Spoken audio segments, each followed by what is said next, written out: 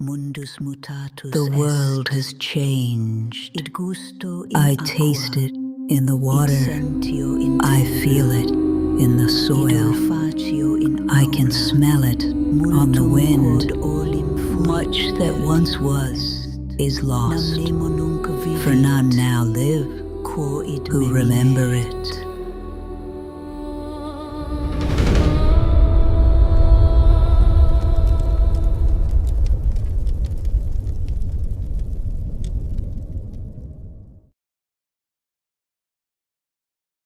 In the age of ancients, the world was unformed, shrouded by fog. A land of grey crags, arch trees, and everlasting dragons.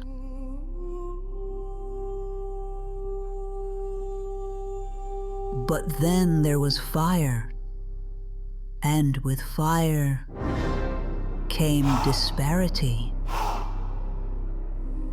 Heat and cold, life and death, and of course, light and dark.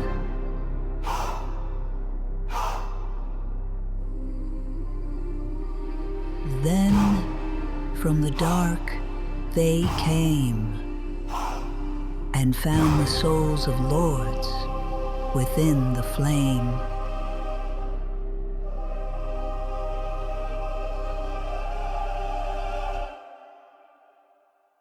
Nito, the first of the dead.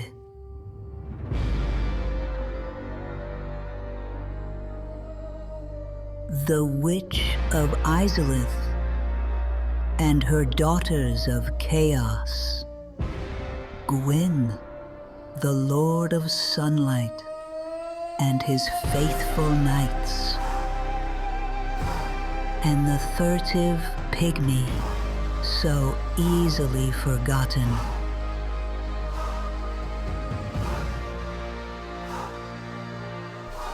With the strength of lords, they challenged the dragons. Gwyn's mighty bolts peeled apart their stone scales. The witches weaved great firestorms. Nito unleashed a miasma of death and disease, and Seath the Scaleless betrayed his own, and the dragons were no more.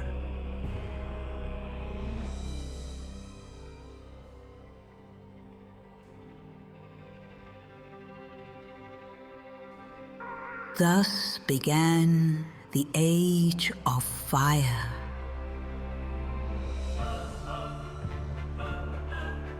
But soon the flames will fade, and only dark will remain.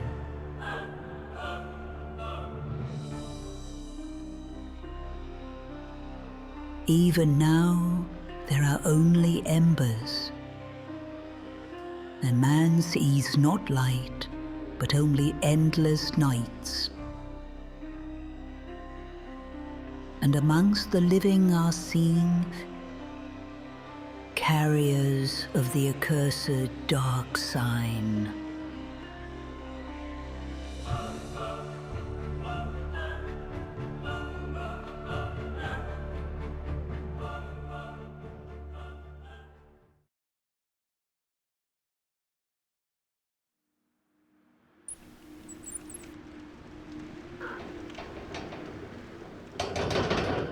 Yes, indeed. The Darksign brands the undead. And in this land, the undead are corralled and led to the north, where they are locked away to await the end of the world. The Kindled Flame. Chapter 1.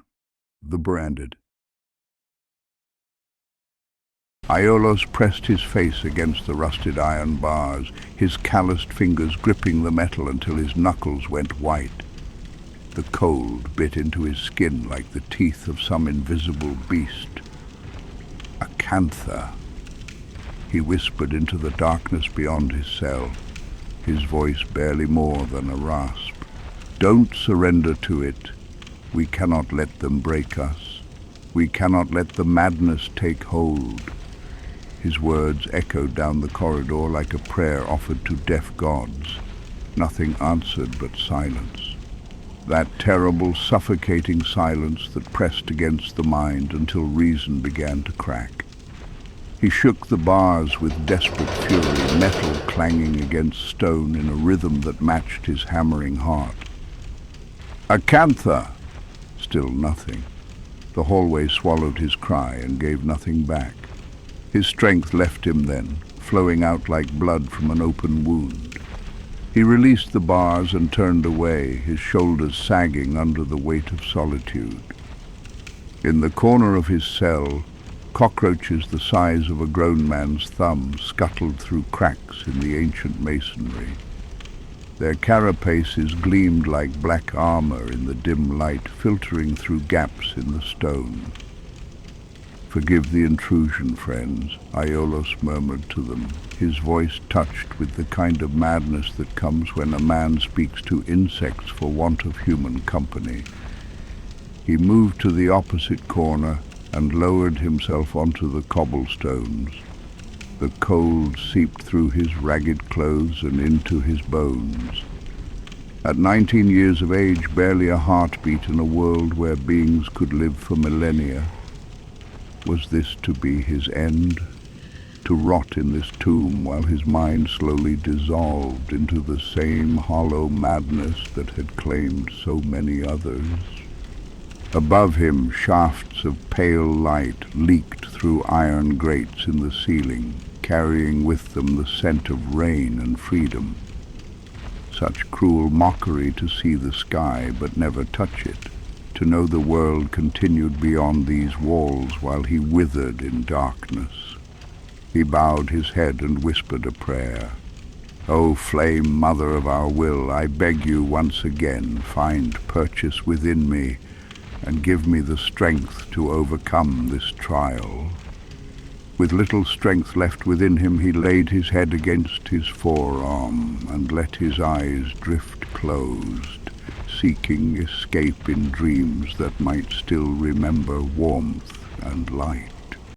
High above the asylum, where mountain winds screamed through jagged peaks like the voices of the damned, Oscar of Astora climbed hand over hand up a rope that seemed to stretch into infinity. His armor, polished steel plates over chainmail that had seen many battles, clinked softly with each movement. The wind tore at him with invisible claws, threatening to rip him from his precarious hold and dash him against the rocks below. "I will not fail," he growled through gritted teeth, his breath forming white clouds in the frigid air. "By the oath I swore, I will see this through." The rope creaked ominously under his weight. Below him yawned a chasm so deep that its bottom was lost in shadow. Around this terrible gulf rose mountains like the broken teeth of some primordial beast, their peaks shrouded in perpetual mist. A sound from above froze his blood, a crash that echoed off the stone walls like thunder. Then came a scream, raw and desperate, the sound of a soul in absolute terror. Oscar looked up just in time to see a body plummeting past him. A hollow, its flesh grey and mottled, its eyes rolled back to show only yellowed whites. The thing struck the cliff face with a wet sound before disappearing into the darkness below. Then the real nightmare began. From somewhere above came a roar that seemed to emanate from the bowels of hell itself, a sound so primal and terrible that his body subconsciously remembered the fear of when humans were prey. The very stones seemed to shudder at that sound. What demon spawn could make such? Oscar's words died in his throat as he made the mistake of glancing down. The abyss stared back at him, vast and hungry, and for a moment he felt his grip weakening as vertigo washed over him in nauseating waves.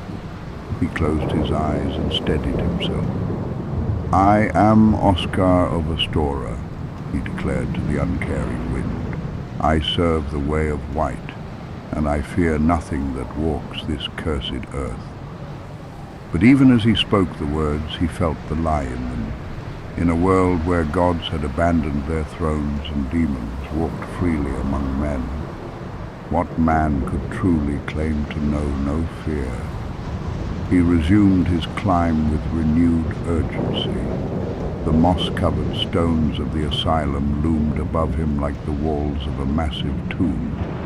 When he finally hauled himself over the edge and onto the rooftop, his muscles screamed in protest. Every movement sent spikes of pain through his body, but he forced himself to remain alert. In a place like this, a moment's inattention meant death. Drawing his sword, a blade forged in the holy fires of Astora, Oscar crept forward. The weapon felt reassuring in his grip, its weight familiar after years of training. But even blessed steel seemed small and fragile against the malevolent atmosphere that hung over this place like a shroud. The rooftop was a maze of crumbling stone pillars and collapsed masonry, each shadow potentially concealing danger. Oscar moved from cover to cover with the practiced ease of a veteran knight, his senses straining to detect any sign of threat. Rain had begun to fall, cold drops that struck his armor like tears shed by heaven itself. At the far end of the roof he discovered what he sought, a rusted grate set into the floor, its iron bars green with corrosion. Through the gaps he could see into one of the cells below. There, huddled in the corner like a broken animal, was a figure that might once have been human. "If I can deliver the key to him," Oscar muttered, kneeling beside the grate, "perhaps he can fulfill the prophecy. Perhaps he can succeed where I—" He let the thought die unfinished. His knife, a curved blade with an ornate golden hilt, a gift from his mentor, slid easily between the corroded metal and stone. The grate was old, weakened by countless years of rain and neglect. With leverage and determination, he began to work it loose. That was when death came for him. The hollow struck like a wild animal, its bloodshot eyes burning with insane hatred. Its clothes were little more than rotting rags that hung from its emaciated frame, and in its skeletal hand it clutched the broken remains of a sword. Nothing more than a jagged piece of metal now, but still sharp enough to kill. Oscar felt the thing's weight slam into his back, felt its legs wrap around his waist like a death grip. But there was nothing human left in this creature, only hunger and rage and the terrible emptiness that came when the soul finally gutted out like a dying candle. The broken blade descended toward his throat with desperate fury. Only years of training saved him. Oscar caught the hollow's wrist, feeling the unnatural strength in that withered limb. With a savage twist, he broke the thing's grip and hurled it across the rooftop. His sword sang as it left its sheath. The hollow scrambled to its feet with inhuman agility, but Oscar was already upon it. His blade took the creature's head in a single clean stroke, sending it spinning into the darkness. "Never approach a knight from behind," he panted, his breath coming in sharp gasps. He sheathed his weapon and returned to his work, but now his hands shook slightly. The encounter had reminded him of a truth he preferred to forget, that he too carried the Darksign. He too would one day become like that pitiful creature, assuming he lived long enough for the curse to run its course. The grate finally gave way with a screech of protesting metal. Oscar peered down into the cell and saw that his target still huddled in the corner, apparently unaware of the commotion above. Good. If he could drop the key down along with a hollow corpse, it might seem like providence rather than intervention.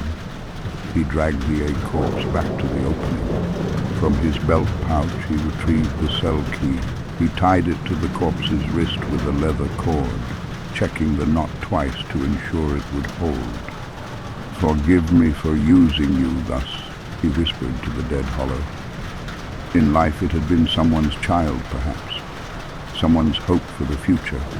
Now it was nothing but a tool in a desperate gambit to save a world that might already be beyond salvation. Oscar hefted the body with both hands and positioned himself carefully above the opening. With a prayer to whatever gods might still be listening, he released his burden.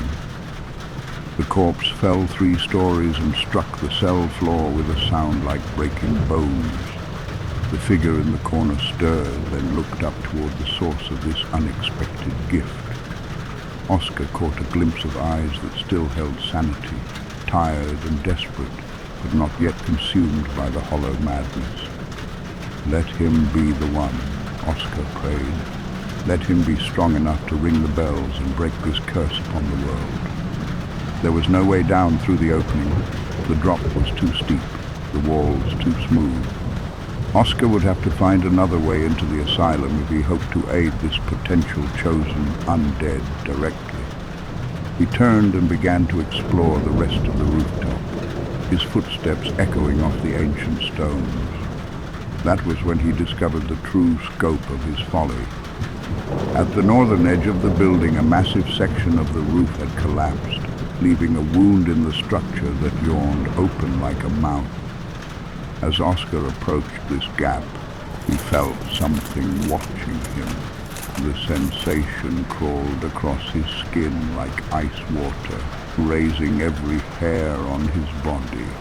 He peered over the edge and looked directly into the eyes of nightmare itself. The Asylum Demon crouched in the ruined hall below, its massive form filling the space like some obscene growth. Its skin was the color of dried blood, stretched tight over muscles that could crush stone.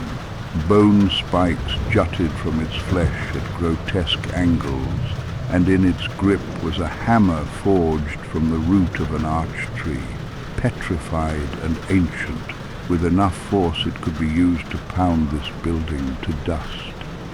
The thing's eyes were pools of molten gold, burning with an intelligence far more terrible than mere animal fury. This was no mindless beast. It was corruption given form, malice made manifest, and it had been waiting for him. With a sound like rending metal, the demon launched itself upward on wings that should never have been able to support its bulk. Each wing beat sent gales of putrid air washing over Oscar, carrying with it the stench of death and decay. "By Gwyn's light!" Oscar gasped, raising his shield just as the monstrosity reached the rooftop. The demon's head alone was as tall as a grown man, its maw filled with teeth like broken swords. When it roared, the sound seemed to tear at the very fabric of reality. Oscar felt something warm and wet running down his face and realized his ears were bleeding. "I am Oscar of Astora," he shouted, his voice barely audible over the demon's continued bellowing. "Servant of all Father Lloyd and champion of the way of white. By the oaths I have sworn and the light I carry, I will send you back to whatever pit spawned you." The words were brave, but even as he spoke them, Oscar knew he was going to die. The demon's first swing came like a falling mountain. Oscar threw himself to the side, feeling the massive hammer pass close enough to ruffle his hair. The weapon struck the rooftop with such force that cracks spread outward from the impact point like a spider's web.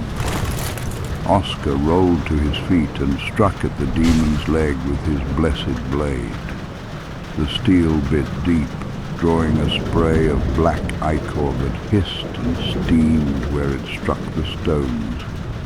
But the wound that would have felled any mortal creature barely seemed to inconvenience this nightmare. Again the hammer fell, and again Oscar barely managed to avoid being crushed. His armor, pride of Astora's finest smiths, felt like paper against such overwhelming force. Each near miss sent shockwaves through the air that threatened to knock him from his feet. He fought with the skill of a lifetime's training, striking when he could, dodging when he must.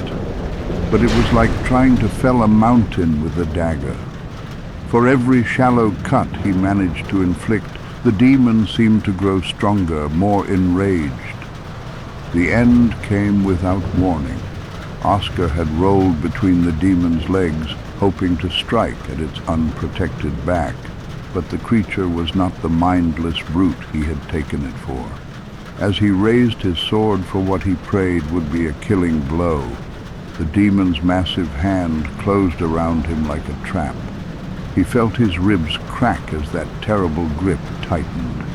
His sword fell from nerveless fingers as agony exploded through his body. The demon lifted him high above the rooftop, and for a moment they were face to face, knight and monster, light and shadow, hope and despair.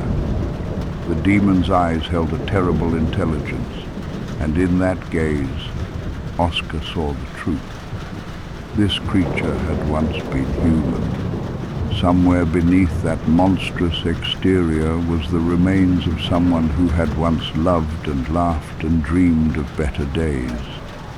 The curse had taken all of that and twisted it into something obscene. Is this my fate as well? He wondered as darkness crept into the edges of his vision. Will I, too, become a monster when the curse finally claims me? The demon lifted its arm as if to throw the broken knight from the roof. The demon hurled him from the rooftop with contemptuous ease. Oscar felt himself flying through empty air, his broken body tumbling end over end. The asylum walls rushed past him in a blur of stone and shadow. He crashed through a window, then through a floor, his armor doing nothing to cushion the impacts. Stone and timber gave way before his falling form until finally, mercifully, he came to rest on the second level of the asylum, his body a broken ruin amid the rubble of what had once been an altar, through eyes that were already glazing over. He could see out cell bars and down a hall. He thought back to the undead he left the key with. Perhaps there was still hope. Perhaps his sacrifice would not be in vain. The bells, he whispered with his breath fading. Ring the bells, and perhaps this nightmare will finally end. Then darkness claimed him, and Oscar of Astora fell into unconsciousness. Aiolos heard a loud squeak, the groan of rusty iron being opened for the first time in years. Aiolos looked up, his eyes adjusting the light beaming into his cell. As his gaze met the ceiling, something crashed into the floor. For a moment he thought, is this fate answering my call? But when the dust settled and his vision cleared, he saw it was a corpse, some poor wretch. Confused, he looked up toward the grate in the roof. Kneeling, staring down at him from above his cell was a knight in blue and silver armor. The man's face was hidden behind an ornate helm, but Aiolos could feel eyes upon him, measuring, evaluating, perhaps even hoping. The knight knelt there for a long moment, and Aiolos had the strangest sensation that this meeting was somehow significant, that invisible threads of fate were being woven. Then the knight was gone, vanishing into the hallowing winds as suddenly as he had appeared. Aiolos looked down at the headless corpse and saw what the dead thing had tied to its skeletal hand, a key wrought of dark iron. Believing this might be his last and only chance he would get to escape, he stood and stepped over to the headless corpse. His hands shook as he pulled the rope and the key free from the corpse's wrist. "What cruel game is this?" he whispered. The key felt warm in his palm. He approached his cell door with the caution of a young man who had learned that hope was often just another form of torture. The key slid into the lock. When he turned it, he heard the tumblers fall away with a finality that made his heart skip. The door swung open on hinges that shrieked. Aiolos took a breath. He stepped into the corridor and immediately wished he hadn't. The air outside his cell was thick with the stench of decay, much worse than in his cell. Torches guttered in their sconces, casting shadows that seemed to move like dancing demons. And from somewhere in the distance came sounds that no human throat could make. To his right was another cell, its door locked. Aiolos stepped toward the door. He pushed the key into the lock, but it wouldn't turn. "No," Aiolos said. His hands reached up to the bars. Inside, a hollow lying in the feudal position in the corner, and a hollow praying next to a stack of bones. "Acantha," her lips moved constantly, but no sound emerged. Her eyes had been put out, whether by her own hand or another's, Aiolos could not tell. He shook the bars. "Acantha!" he shouted. No response. "Don't worry, he'll find a way to get you out." Still no response. "He'll find a way to get you out." He turned and looked down the hall. Aiolos tried to ignore the cold dread settling in his stomach as he moved deeper into the asylum. This place was a monument to suffering, a cathedral of despair where hope came to die. Every stone seemed to whisper of atrocities committed in darkness, of souls broken on the wheels of endless torment. As he walked down the hall, passing more cells and broken hollows, there were a set of barred windows on the right side of the hall. At the first barred window, he looked into a chamber where the foul smell was emanating. He heard a loud thud, and then another. Thud, thud. He looked around till he saw it. The creature inside was easily 3 times the height of a man, its flesh a patchwork of scales and horned skin. Wings that belonged on no earthly beast folded against its back, and in its massive hands it held an axe that looked more like an executioner's block given form. The thing paced back and forth in its prison with the restless energy of a caged predator. When it turned in his direction, Aiolos caught a glimpse of eyes that burned with fierce intelligence. This was no mindless beast. It was something far worse. Something that remembered what it had once been and hated every moment of its continued existence. Aiolos pressed himself against the far wall and waited for the creature to turn away. His heart hammered against his ribs like a caged bird desperate for freedom. The broken sword hilt on his hip, all he had left, felt pitifully inadequate against such a nightmare. When the demon's attention was elsewhere, he crept past the windows with all the stealth he could muster.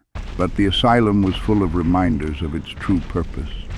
Impaled on the bars of one window was a corpse with a bag over its head. Some poor soul who had tried to hide their shame but found only a more terrible death. "You deserved better than this, friend," Aiolos whispered. "We all do."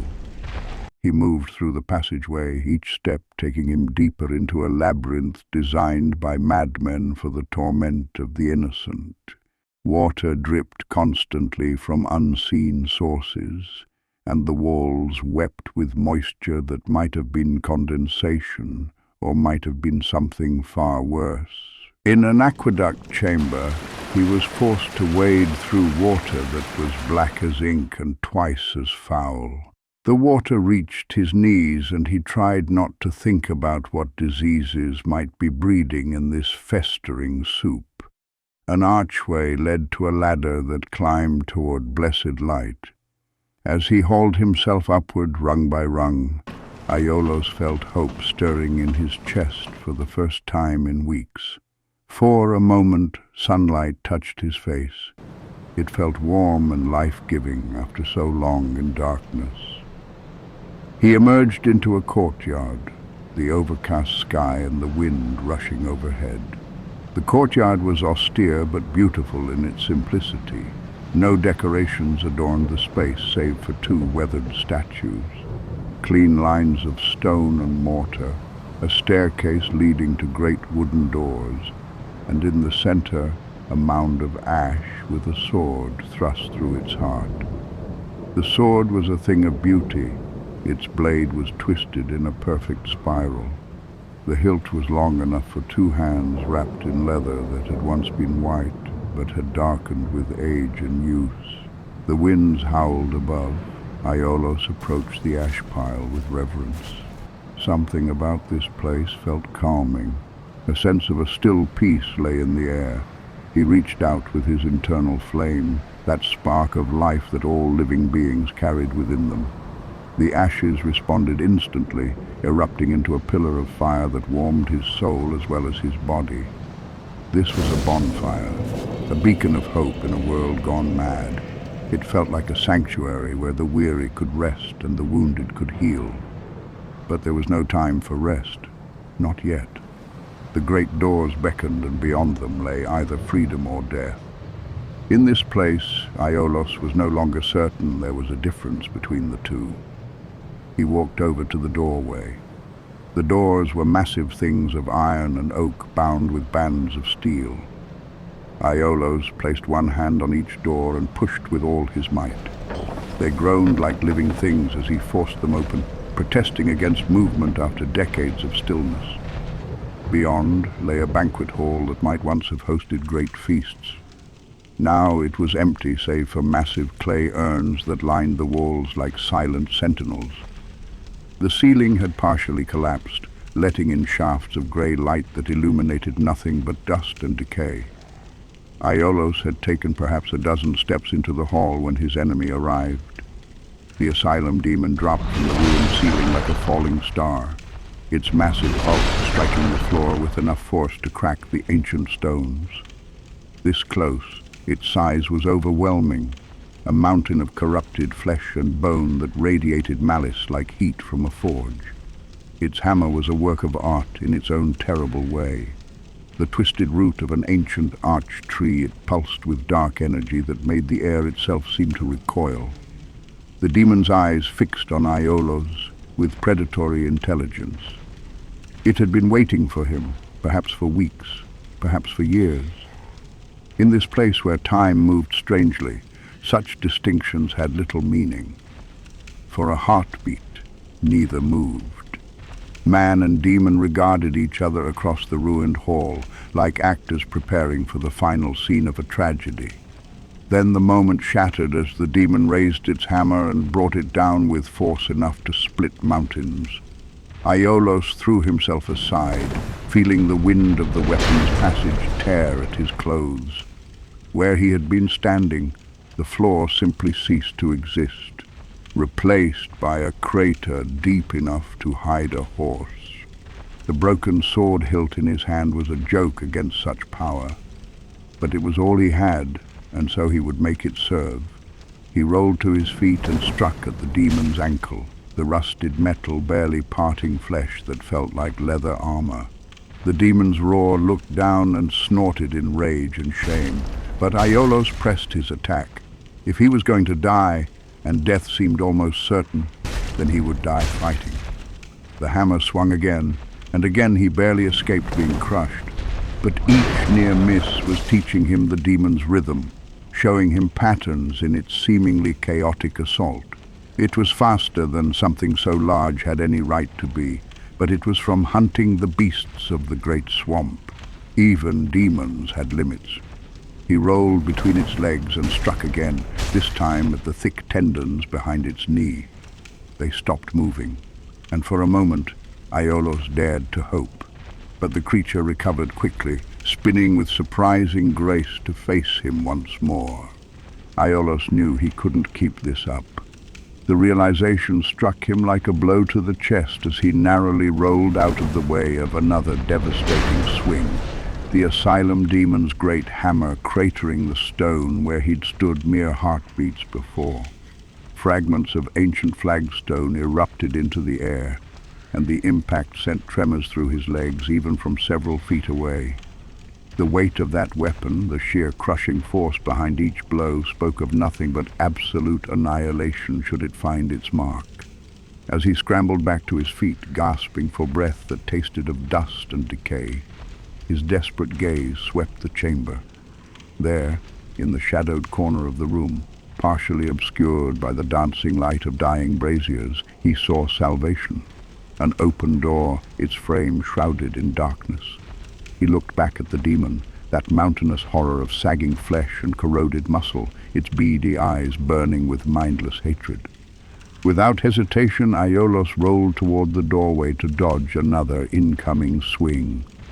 The hammer descended with the weight of judgment itself, and he felt the wind of its passage tear at his tattered tunic.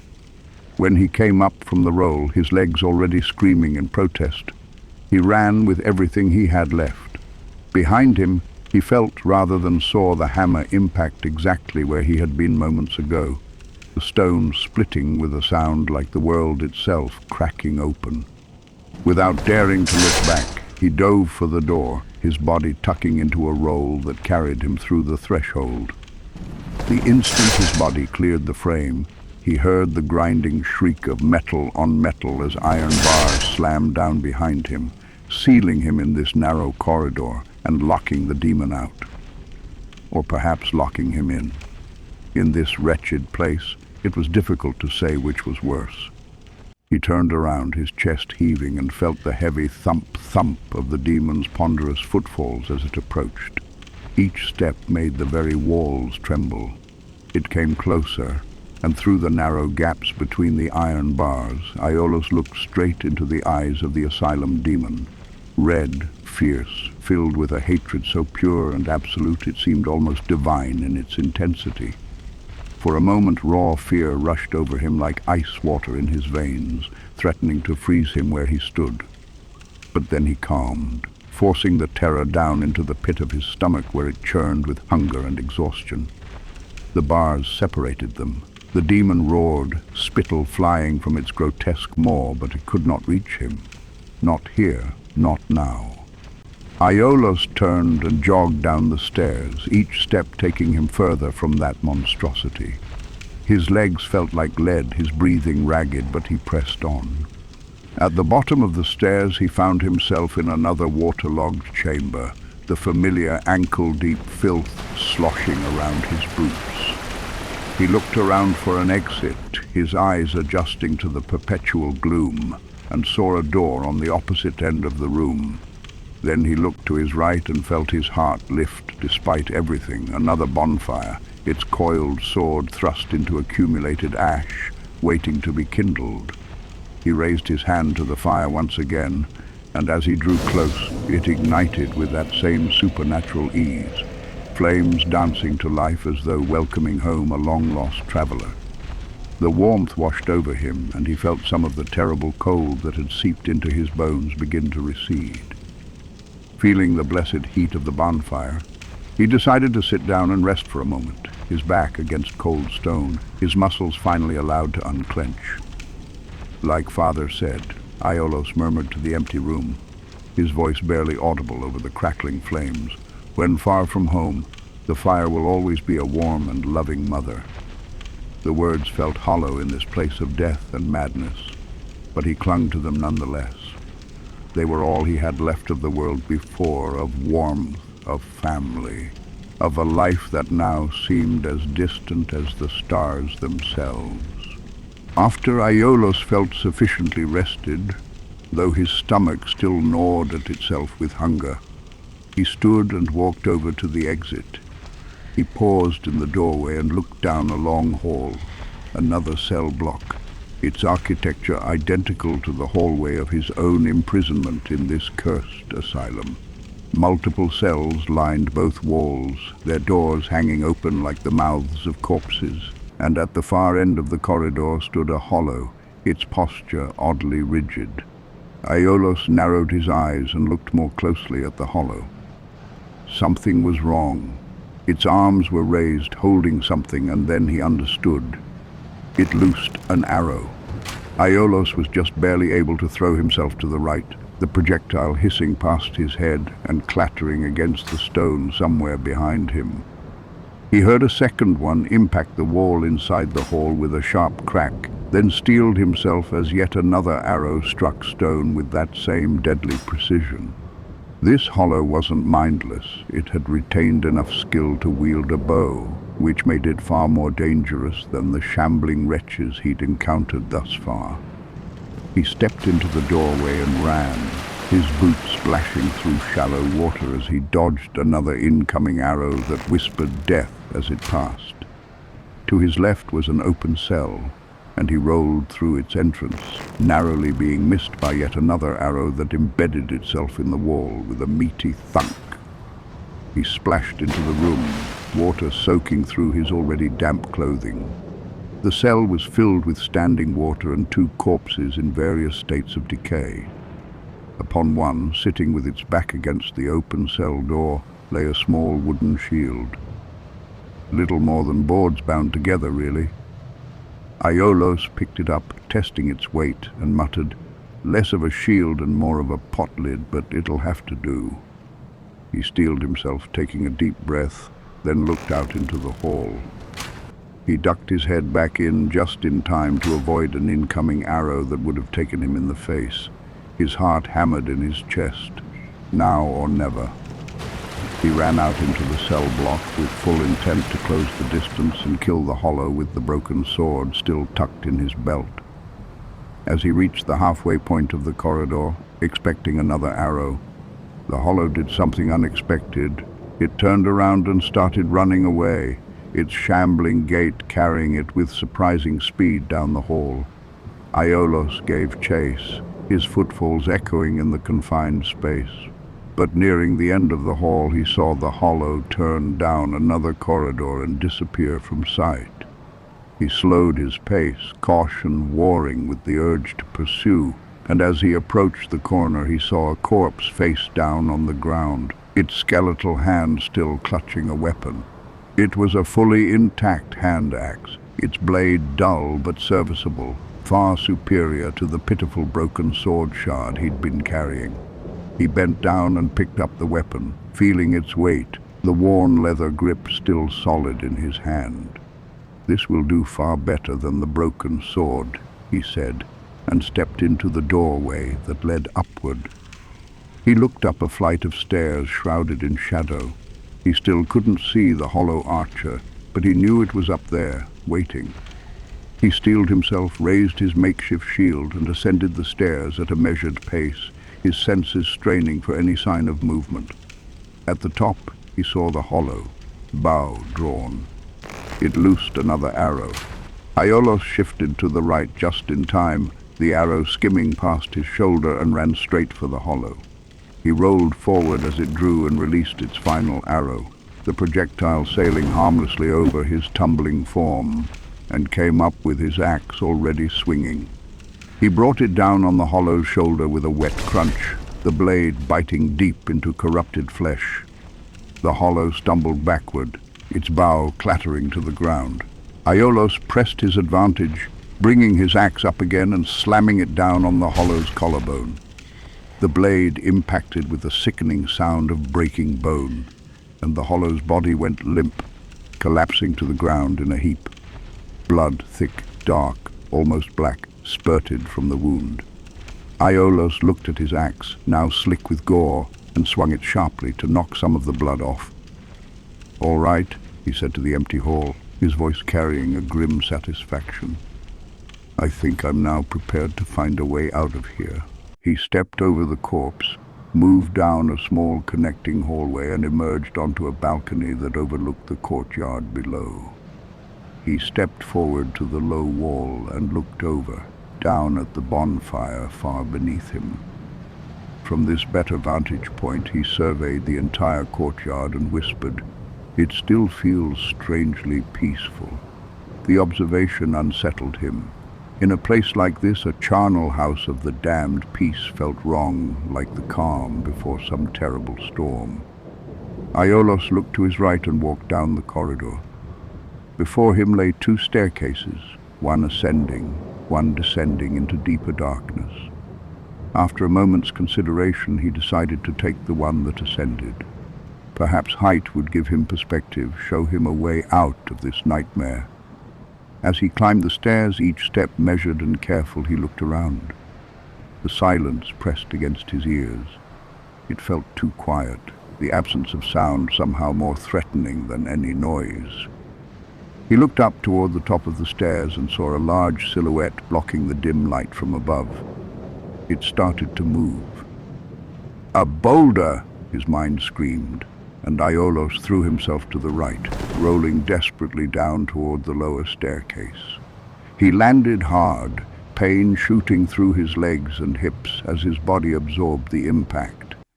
Behind him he heard the boulder as it struck the wall with tremendous force, the ancient stonework exploding inward as it smashed clean through and into one of the cells beyond. Breathing hard, Aiolos climbed back up the stairs and approached the hole the boulder had created. He peered through the jagged opening into the cell beyond. To his left lay the iron ball itself, still rocking slightly from its impact. He whistled low. That almost killed me.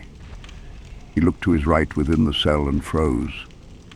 There, crumpled against the far wall, was the knight. The same knight who had dropped the corpse into his cell at the very beginning of his escape. Recognition struck him like a physical blow. Aiolos ran over and looked up. Above he could see a hole in the ceiling, pale light streaming through. The opening seemed just large enough for a man to fit through, and suddenly everything made a terrible kind of sense. "Was he thrown in here?" Aiolos murmured, staring up at that breach in the roof. Had he been discarded like trash, tossed down here to rot with all the other forgotten souls? He looked down at the knight, whose breathing was shallow and labored. "Hey!" Aiolos said, reaching down to shake the armored figure's shoulder. "Hey!" Cough, cough. The knight's head began to move, tilting upward with obvious effort. Lamplight caught the scarred metal of his helm as he looked up at Aiolos. "Oh, you. You're no hollow, Thank goodness." "What happened to you?" Aiolos asked, kneeling beside the wounded man. "Are you going to be all right?" "I'm done for, I'm afraid." The knight's voice was hollow, resigned. "My insides are damaged. I'll die soon, then lose my sanity. Better to end it while I'm still myself." "Are you sure?" Even as Aiolos asked, he could see the dark blood seeping between the plates of the knight's armor. "I can feel it coming." The knight coughed again, a wet, rattling sound. "I wish to ask something of you. You are a godsend to come at this moment. Ha, ha, ha. Cough. You and I, we're both undead. Hear me out, will you?" "Can't refuse a request from a dying man," Aiolos said quietly. "Yes." "Thank you." There was genuine gratitude in the knight's fading voice. "Regrettably, I have failed in my mission, but perhaps you can keep the torch lit. There's an old saying in my family, 'Thou who art undead art chosen.' In thine exodus from the Undead Asylum maketh pilgrimage to the land of ancient lords. When thou ringeth the bell of awakening, the fate of the undead thou shalt know." The words seemed to take the last of the knight's strength. He drew a shuddering breath and continued, "Thank you for hearing me out. Now I can die with hope in my heart. Oh, one more thing. Here, take this." His gauntleted hand fumbled at his belt. "An Estus flask, an undead favorite. It should prove useful. And this." The knight placed his hand out, and Aiolos extended his own palm beneath it. A small key dropped into his hand. the metal still warm from the dying man's grip. "Now I must bid farewell," the knight whispered. "I would hate to harm you after death. So go now, and thank you." Aiolos, key in hand, stood up slowly. He wanted to ask more, who the knight was, what his mission had been, what any of this truly meant. But when he looked back, the knight's head had already slumped forward against his chest, still and silent. Dead, or close enough. Aiolos turned and stepped out of the shattered cell. He took the key and threaded it onto the rope with the first key the knight had given him, then secured both to his belt. He looked back up the stairs, steeled his resolve, and ascended once more. At the top of the stairs he locked eyes with another hollow. This one didn't hesitate. It immediately leaped forward, bringing its broken sword down in a vicious overhead strike. Aiolos brought his shield up just in time, and the blade crashed against the wooden boards with a jarring impact that sent vibrations up his arm. But the shield held. Aiolos twisted and brought his axe in from the side, embedding the blade deep in the hollow's ribs. He ripped it out with a savage jerk, dark blood spraying across the stone floor, and the hollow stumbled backward. Before it could recover, he brought the axe up high and slammed it down on the hollow's shoulder. The body went limp instantly and collapsed to the ground. Aiolos stepped over the corpse. Before him stood another door, rusted iron bars set in an ancient frame. He took the key the dying knight had given him and inserted it into the keyhole. He twisted, and with a heavy thunk, the mechanism gave. The door squealed in protest as he pushed it open, the hinges shrieking as they moved for the first time in what must have been years, perhaps decades. He stepped through the doorway into a corridor that led outside. As he drew closer to the far end, he could feel it, the wind rushing in, cold and biting, tearing at his skin like invisible claws. The air tasted different here, clean, real. "I'm outside," he breathed, and the words came out like a prayer. He emerged onto a narrow walkway that wrapped around the crumbling asylum. All around him peaks loomed in the distance, their snow-capped summits lost in perpetual cloud. The wind pushed those clouds across the sky in ragged formations, and the ever-present mist made seeing far quite troublesome. The world stretched out before him, vast, beautiful, and utterly indifferent to his suffering. To his right he saw another corpse sitting against the wall, its posture almost peaceful. Its hand lay open in its lap, and something glowed faintly in its palm, a small ember, still warm, still burning against all odds. Aiolos walked over and knelt down. He scooped the ember up gently in his own palms, cradling it as one might hold a fragile bird. The warmth spread through his fingers, a tiny defiance against the cold. Then he heard it, a low, guttural growl to his left. His head snapped around. Two hollows, not one, were shambling toward him from the shadows of an alcove. He clutched the ember carefully in his right hand and reached for his axe with his left, pulling it free from his belt. He shifted his grip, holding the weapon with both hands while slinging his shield onto his back. With all his might he swung at the first hollow. The axe caught it in the shoulder, then the neck. It crumpled. The second hollow lunged in while he was off balance. Aiolos raised his axe to block the incoming strike, but the crude weapon only barely helped, the hollow's broken blade still managing to slice across his forearm. Hot blood welled up immediately, soaking into his already filthy sleeve. Aiolos snarled and kicked the hollow hard in the chest, sending it stumbling backward. He leaped forward, bringing his axe up and then straight down with all the strength in his body. The blade crunched directly into the hollow's face, shattering bone and rupturing flesh. The creature crumpled to the ground and died without a sound. Aiolos ripped the axe from the hollow's shattered skull, breathing hard. He stood and peered around the corner of the walkway, then quickly pulled his head back, an arrow hissing past where his face had been a moment before. "Not again," he muttered. He drew his shield and raised it defensively, waiting. He heard the tick of another arrow striking stone, and in that instant he ran around the corner.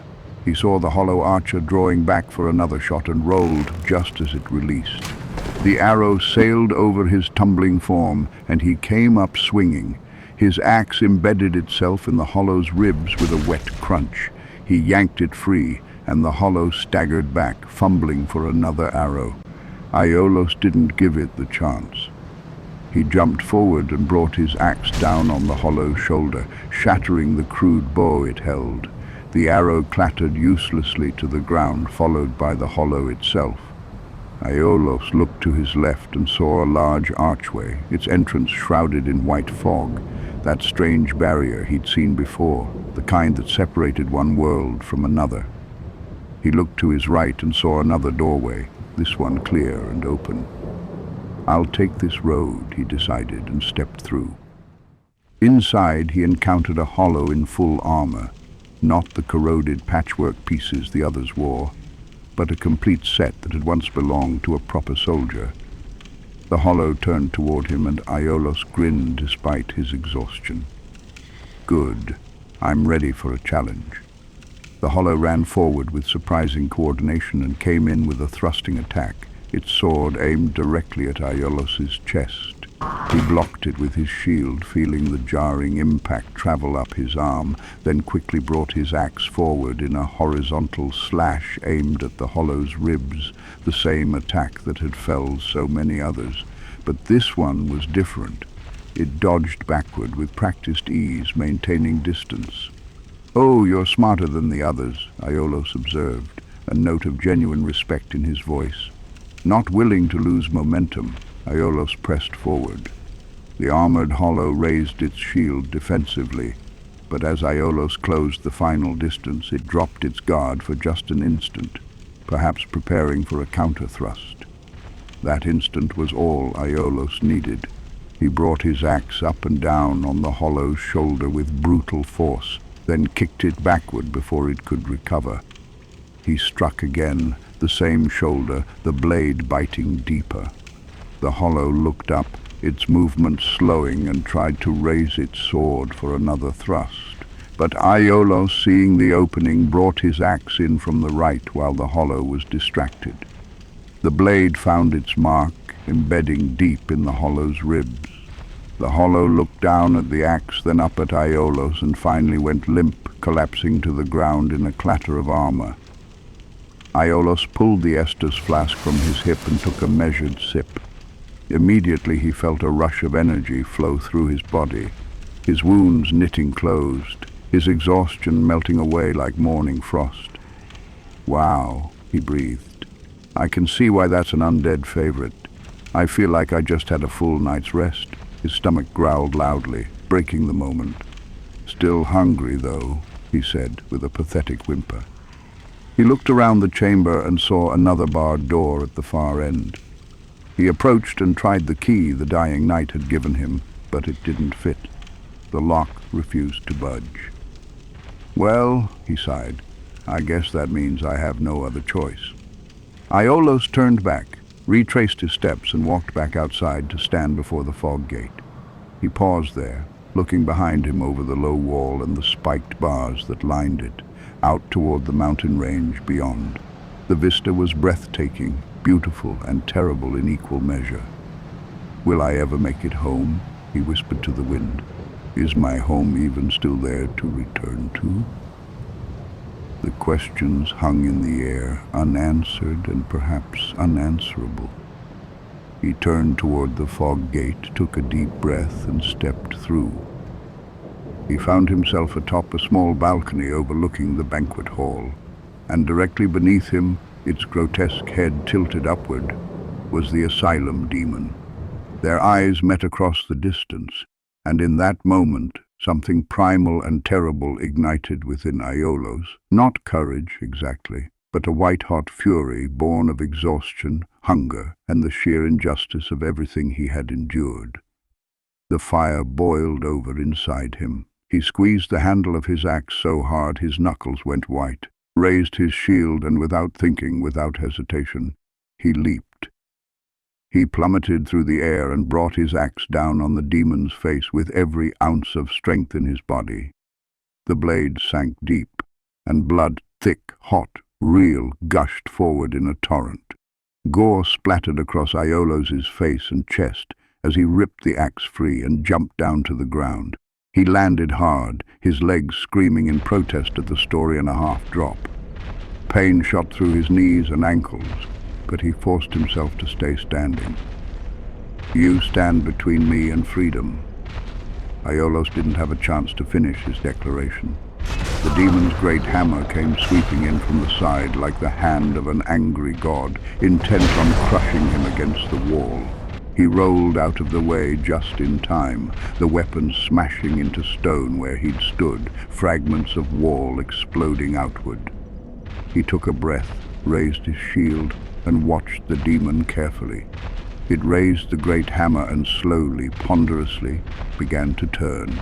They met each other's gaze across the ruined hall, man and monster, both pushed to their limits. With startling speed that belied its size, the demon raised the hammer high into the air, preparing to bring it down and crush Iolos where he stood. The rage was evident on the creature's twisted face, blood still streaming from the wound Iolos had opened across its brow. He rolled out of the way as the hammer fell like a meteor, the impact cratering the floor, and ran to the side. He found himself on the demon's back right flank, and understanding dawned. "That's it," he breathed. Iolos ran to the demon's tail and began hacking away with fierce determination, each strike opening new wounds in the thick, leathery hide. "If I can just keep myself behind him," he thought, "he can't spin that fast." While he can raise that hammer with surprising speed, his thought was interrupted as the demon used its vestigial wings to lift its enormous body into the air. Oh no! Iolos started to run, but he was too late. The demon brought its entire body down, ceasing the beating of its useless wings, and its massive bulk slammed against the ground with apocalyptic force. The impact sent a shockwave rippling through the stone floor, the vibration so intense it knocked Iolos clean off his feet. He fell face first, his axe skittering away, and rolled desperately to regain his footing. He turned and saw the demon was already bearing down on him, moving with terrible purpose. Iolos rolled again, putting a stone pillar between himself and the creature, but it was of no use. The demon simply smashed through it, ancient masonry crumbling like sand. Still, the obstacle allowed for some precious distance to open between them. Iolos took another sip of his Estus flask, feeling the warmth spread through him, and muttered, "All right, here we go." What followed was a desperate dance, a flurry of dodges, rolls, and near misses that blurred together into a single extended moment of survival. Iolos hacked at the demon's ankles and tail whenever he could, opening wound after wound. Blood started pouring from the creature's legs and lower body, pooling on the floor, making the footing treacherous. Eventually, blessedly, the demon stumbled. "Here's my chance," Iolos shouted. He slung his shield onto his back and gripped the axe with both hands, running straight for the demon. He hacked away with wild abandon, striking again and again, blood gushing out in horrific quantities. The demon spun around faster than it had before, and Iolos understood this was a beast backed into a corner, and any beast before death would be the most dangerous it had ever been. He tried to dodge, but he wasn't quick enough. The handle of the demon's hammer caught him square in the chest and launched him across the room. He crashed into the iron doors, his exit, his freedom, and slumped against them, gasping for air that wouldn't come. He looked across the hall at the demon, now slowly advancing toward him, the great hammer held in both hands. This was an execution. The demon had won.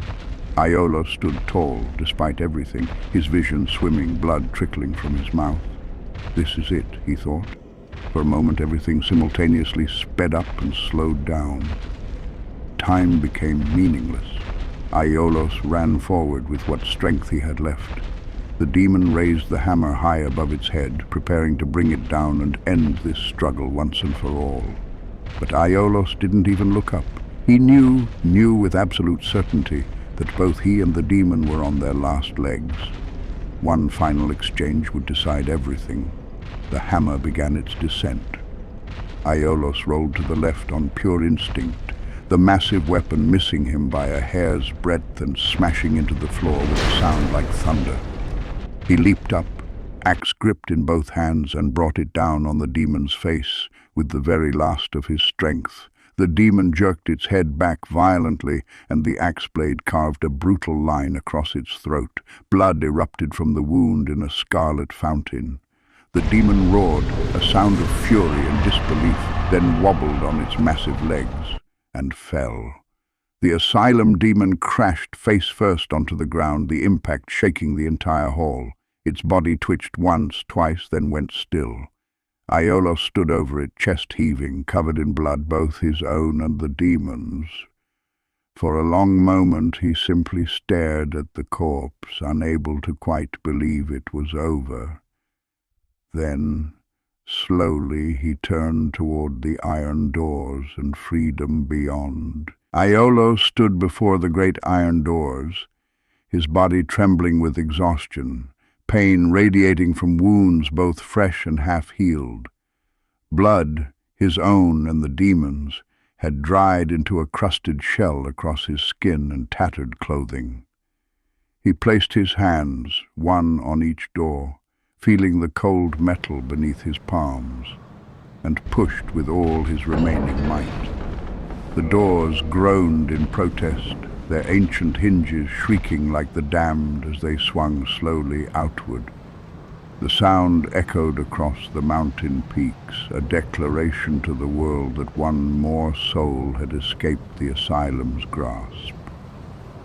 He stepped through the threshold and out into the world beyond, and for the first time in what felt like lifetimes, he drew a breath of air untainted by the stench of death and corruption.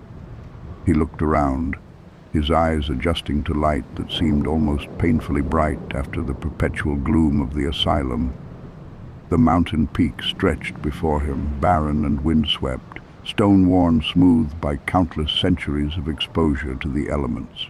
He saw no path leading off the mountain, no road down to the valleys below, only a narrow staircase carved into the rock that climbed upward toward open sky. Aiolos stepped away from the entrance, moved to his right near the cliff's edge, and took a deep, shuddering breath. The air was cold enough to burn his lungs, but it was clean. Joy rushed through his body like a flood breaking through a dam, overwhelming and pure. He jumped into the air, his legs barely cooperating after the brutal fight, and shouted with everything he had left, "I did it! I escaped the asylum!" His voice echoed out to distant peaks, carrying across the vast emptiness that surrounded this forsaken place. For a moment he was the only living thing in all the world, and that solitude felt like a kind of freedom he'd never known. He looked down the cliffside, over the precipitous drop that fell away into swirling mists far below. He kicked a small pebble off the edge and watched it tumble through the air, disappearing into the white void. "Well," he said to himself, a weary smile touching his lips, "up it is." As he began to ascend the weathered stone stairs, Aiolos felt the oppressive weight of the asylum falling away from his shoulders like chains being broken link by link.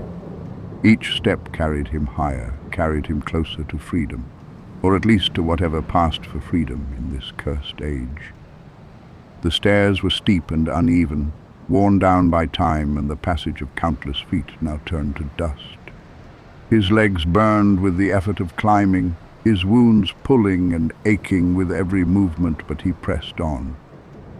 Behind him the iron doors stood open like the mouth of some great beast he'd barely escaped, and he had no intention of ever looking back.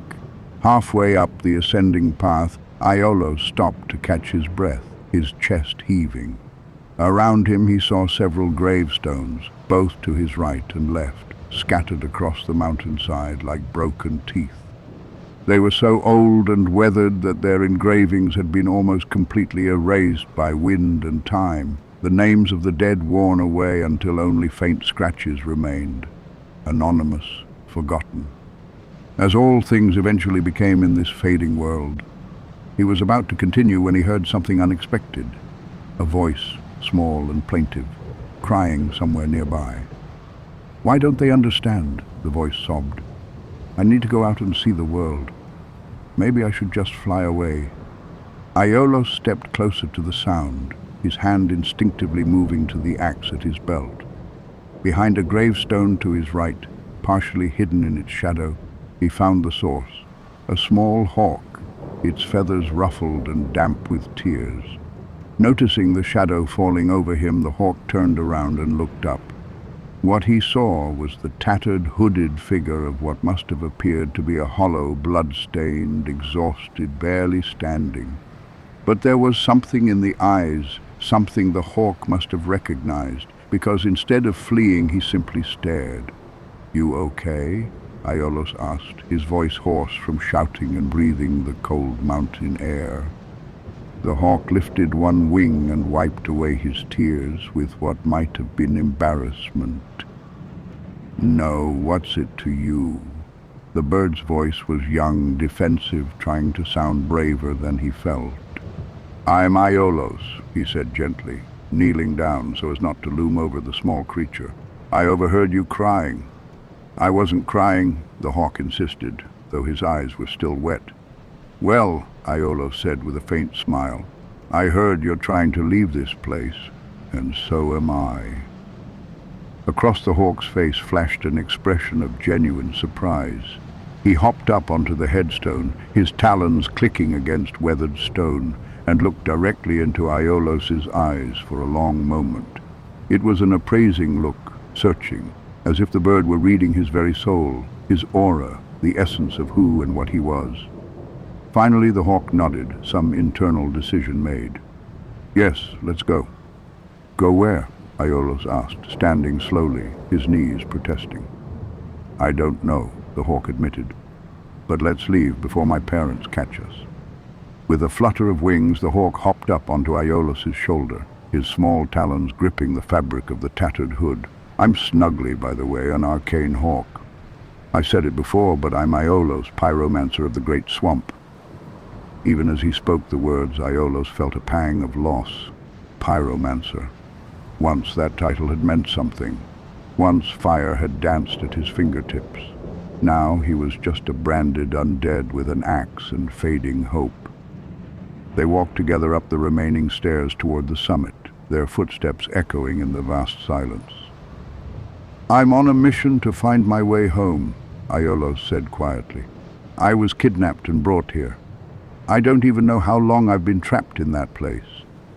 "I will see the world like my parents," Snuggly declared with the fierce determination of the young. "I'll make my own stories, have my own adventures. I won't be kept in a cage, not even a cage of safety." "Alone, we might not succeed," Aiolos observed, "but together we will achieve our goals." "Yes," Snuggly agreed with a nod.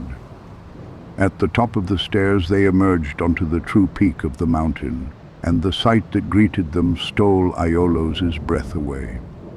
They found themselves surrounded by an endless sea of clouds stretching to every horizon, white and pure, rolling like ocean waves far below. The air was thin and cold enough to sting, but free of the corruption and decay that had tainted every breath within the asylum's cursed walls. Ancient gravestones dotted the summit, half buried in rocky soil, marking the resting places of those who had died before the curse took hold. Back when death still meant something, back when it was still an ending rather than a transition into hollow madness. The stones stood as silent witnesses to an age long past, when heroes and common folk alike could find peace in the earth. "It's beautiful," Snuggly whispered from his perch on Aiolos's shoulder. "It is," Aiolos agreed, his voice barely audible over the wind that howled across the exposed peak. At the very summit, standing amid a ring of the oldest gravestones, the pair found themselves face to face with the moment fate made manifest. The wind rushed up from beneath them with sudden violence, and in an instant a massive raven ascended from the clouds below. It was no ordinary bird. This creature was enormous, its wingspan blotting out the sky, each feather as long as a man's arm. Its wings cast shadows like the promise of night itself as it circled the peak once, twice, its movements graceful despite its tremendous size. But there was intelligence in its eyes, deep, ancient, knowing, and something that might have been compassion, or perhaps merely the recognition of purpose being fulfilled. The great raven snugly breathed in awe. The one from the old stories. I thought they were just tales my parents told. The enormous bird descended, its talons, each one as large as Iolos's entire body, extended. For a moment primal fear threatened to overwhelm him. This creature could crush him without effort, could tear him apart as easily as he might tear bread. But as those great talons closed gently around him, Aiolos felt no fear. This was meant to be, he knew it, with a certainty that transcended reason. Causality itself had led him to this moment. The giant bird bore them up and away from the asylum, its powerful wings beating in a rhythm like the heartbeat of the world itself. Snugly clung to Iolos's shoulder, his small form pressed against the hollow's neck, both terrified and exhilarated by the flight. Behind them, the northern Undead Asylum grew smaller and smaller with each beat of the raven's wings, shrinking until it was nothing but a dark stain on the mountainside, a scar on the world, a place where hope went to die. But its shadow would follow Aiolos forever. He knew it would haunt his dreams and linger at the edges of his vision, a constant reminder of where he had come from and what he had overcome. The asylum had marked him, branded him in ways that went deeper than the Darksign burned into his flesh. Below them, the clouds parted occasionally, revealing glimpses of the world beyond, ancient forests, crumbling ruins, kingdoms fallen to decay. Only in the ancient legends is it stated that one day an undead shall be chosen to leave the northern Undead Asylum in pilgrimage to the land of the ancient lords, Lordran.